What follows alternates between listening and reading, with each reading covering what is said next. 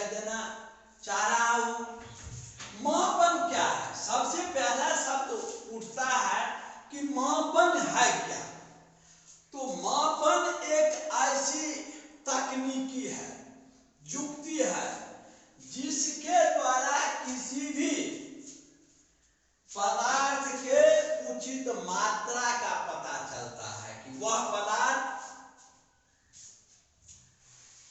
कितने संख्या में, कितने वजन में, कितने लंबाई में या चौड़ाई में है। अगर हम मापन पद्धति का उपयोग नहीं करें तो हमें किसी पदार्थ के विषय में सही जानकारी इकट्ठा नहीं होगा। हम अपने आप को ये सेटिस्फाई नहीं कर पाएंगे, संतुष्ट नहीं कर पाएंगे कि आखिर ये चीज है क्या, कितना है। मान के चलिए हम किसी दुकान में गए, अब उससे हम 1 किलो चीनी कहा देने के लिए, अगर वह तौल के दिया तो मेरे मन में तसल्ली हो गई कि चलो भाई 1 किलो दिया। अगर वो ऐसे अंदाजी में ज्यादा भी दे दे तो मेरे मन को तसल्ली नहीं होगी कि क्या दिया नहीं दिया। तो पुराने जमाने में भी मापन का बहुत ही महत्व था, लेकिन पुराने जमाने में था क्या, विभिन्न देश में, ऐसे तो एक भी देश में विभिन्न भाषा भाषी, विभिन्न धर्म रीति रिवाज के लोग हैं। जैसे मान के चलिए हमारा भारत ही विविधता भरा देश है, इसमें विभिन्न धर्म, संप्रदाय, भाषा भाषी, कद काठी के लोग हैं। तो पुराने समय में बीट, डेग,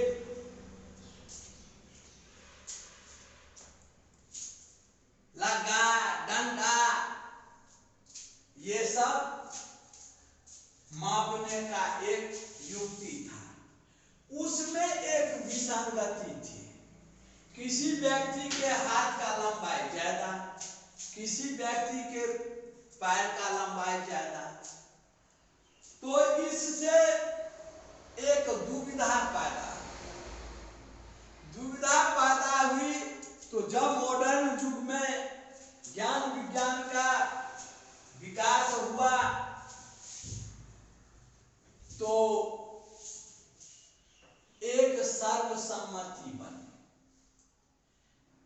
कि नहीं भाई, हम लोग किसी भी पदार्थ को उसके सही रूप से परिभाषित करने के लिए, व्यक्त करने के लिए, निरूपित करने के लिए एक सर्वमान्य पद्धति अपनावे। तो फ्रांस में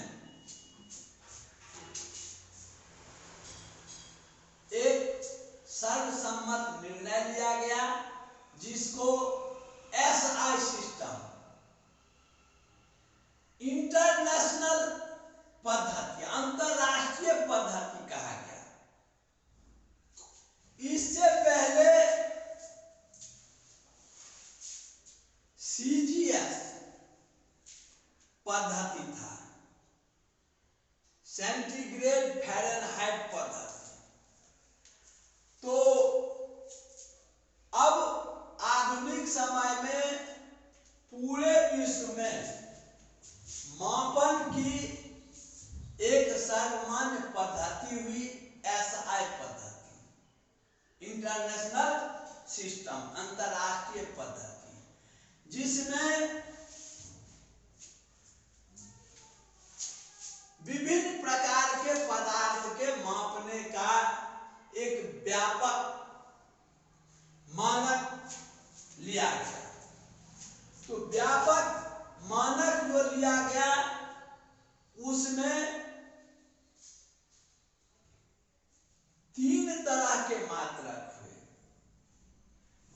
एक हुए मूल मात्रक, एक हुए आधारी मात्रक और एक हुआ व्युत्पन्न मात्रक। मूल मात्रक इसको किसी और मात्रक से परिभाषित नहीं किया जा सकता है। अब दूसरा हुआ व्युत्पन्न मात्रक, जो मूल मात्रक से उत्पन्न हुआ। जैसे लंबाई का मात्रक हुआ मीटर, लंबाई का मात्रक हुआ मीटर। अब मीटर में अगर हम यहां से दरभंगा ही लीजिए, दरभंगा को अगर लिखे मीटर में तो ये हमारे लिए थोड़ा जटिल प्रोसेस होगा। इसीलिए व्युत्पन्न मात्रक में क्या किया गया, इस मीटर को किलोमीटर में कन्वर्ट कर दिया गया। तो मीटर को किलोमीटर में, अब समय का मात्रक है सेकंड, लेकिन सेकंड को हमने क्या किया है घंटा में, घंटा को दिन में, दिन को सप्ताह में, सप्ताह को महीना में, महीना को वर्ष में कन्वर्ट कर दिया। तो हमारे यहाँ किसी भी चीज को उसके सही रूप में परिभाषित करने के लिए जिस पद्धति, जिस युक्ति, जिस टेक्नोलॉजी का उपयोग किया गया, उसको हम लोग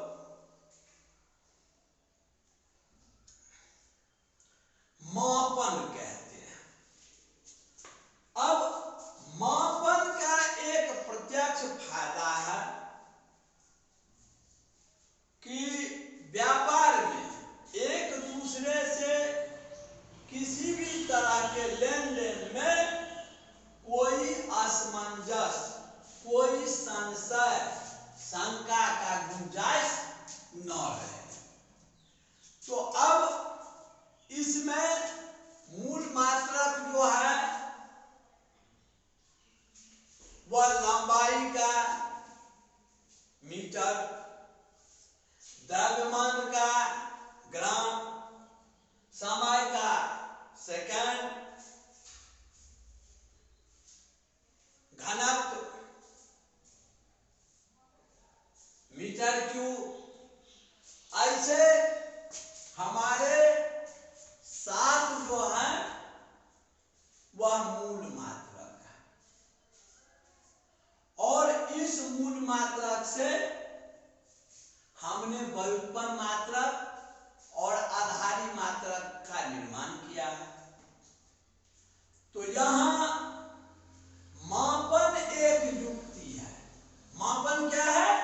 एक युक्ति है जो किसी पदार्थ के सही सही मात्रा का हमें एहसास कराती है। तो हम लोग तापक्रम को डिग्री सेल्सियस में मापते हैं। इस तरह से अपने व्यवहारिक जीवन में हम लोग, पहले होता था डिग्री सी प्लस 100, ये हो गया केल्विन। केल्विन, अब केल्विन में 100 घटाइए डिग्री सी, तो हम लोग मुख्य रूप से माप जब करते हैं तो उसमें दिशा का भी ख्याल रखते हैं। अब दिशा जो है राशि, राशि मुख्यतः दो प्रकार के होते हैं, वेक्टर और स्केलर का आप लोग नाम जानते होंगे, सदिश और अदिश राशि। तो सदिश राशि क्या होता है? जिसमें दिशा और परिमाण दोनों होता है। और अदिश राशि क्या होता है? जिसमें केवल परिमाण होता है और दिशा नहीं होता है। हम कहते हैं कि मैं जा रहा हूं, मैं जा रहा हूं ये कहने से ये बोध नहीं हो रहा है कि मैं पूरब पश्चिम उत्तर दक्षिण ऊपर नीचे किधर जा रहा हूं।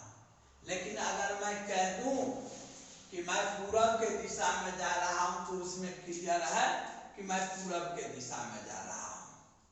तो मुख्य रूप से मापन चैप्टर में केवल ये दिखाया गया है, ये समझाया गया है कि मापन जरूरी क्यों है। इसका मुख्य उद्देश्य है कि किसी भी पदार्थ को उसके सही मात्रा में परिभाषित करने के लिए मापन जरूरी है। और मापन के लिए पुराने समय में लोग सूरज के प्रकाश के छांव से घड़ा में बालू भर के उस बालू के नीचे गिरने से बीत से हाथ से किसी तरह से अपना जुगाड़ करते थे। लेकिन आजकल हम लोग इंटरनेशनल सिस्टम SI पद्धति में सर्वव्यापी मानक तैयार किए हुए हैं। उस मानक से हम पूरे विश्व के सभी देश उसको मान करके अपना काम चला रहे हैं। और मापने के लिए मात्रक की आवश्यकता होती है। तो ये मात्रक जो है मुख्य रूप से 7 हैं, 2 व्युत्पन्न मात्रक है। इस तरह से मात्रक को 3 कैटेगरी में हम लोग लेते हैं। मूल मात्रक को हम लोग आधारी मात्रक भी कहते हैं। तो हम उम्मीद करेंगे कि इसमें और ज्यादा कुछ कहने का इस चैप्टर में है नहीं। केवल मापन की उपयोगिता, मापन क्यों जरूरी है, मापन के लिए क्या क्या पहले समय में लोग करते थे, आजकल हम लोग क्या कर रहे हैं, इसके संदर्भ में हमने बताया है। हम आशा करेंगे कि आप लोग इसको अच्छे से समझेंगे। अगले क्लास में हम इस पर और डिटेल्स में चर्चा करेंगे। धन्यवाद।